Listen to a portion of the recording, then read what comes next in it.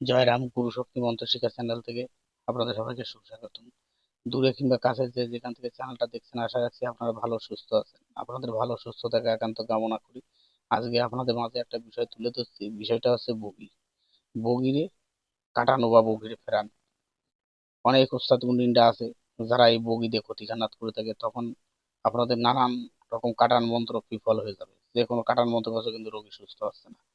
হম আজকে রোগী সুস্থ আছে, এখন একটু পরে আবার যাতাই হয়ে যাচ্ছে। এর কারণ হচ্ছে ওর পরে ওইসব লাইনে জিনিস করা নাই, বগি ফগি দিয়ে কিছু করা আছে।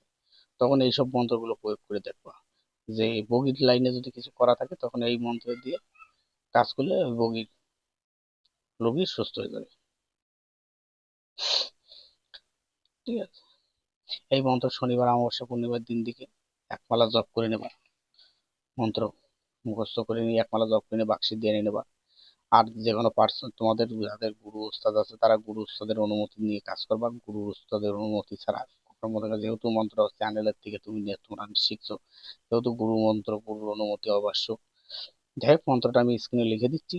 মন্ত্রটা স্ক্রিন থেকে এবার তোমরা ভালো দেখে লিখে নিও। মন্ত্রটা একবার আমি বলে দিচ্ছি। কাল হেরি, কাল রূপী, কাল বগি, খাক বগি, অমুকের অঙ্গ সার, কালীর দোহাই লাগে যা কৈলাস পার, যদি আসিব প্রিয়া, কালীর খড়গ দিয়া মারিব কোপাইয়া, দোহাই কালীর দোহাই। এই ছিল মন্ত্র। ছোট্ট মন্ত্র, ঝম করে মুখস্থ হয়ে যাবে।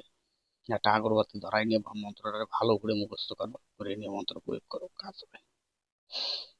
আর যাদের গুরু মন্ত্র গুরু নাই, তারা জগৎ গুরু পরমেশ্বর শিব, তার নাম নিয়ে তারা গুরু মেনে কাজ করে, কাজ হবে।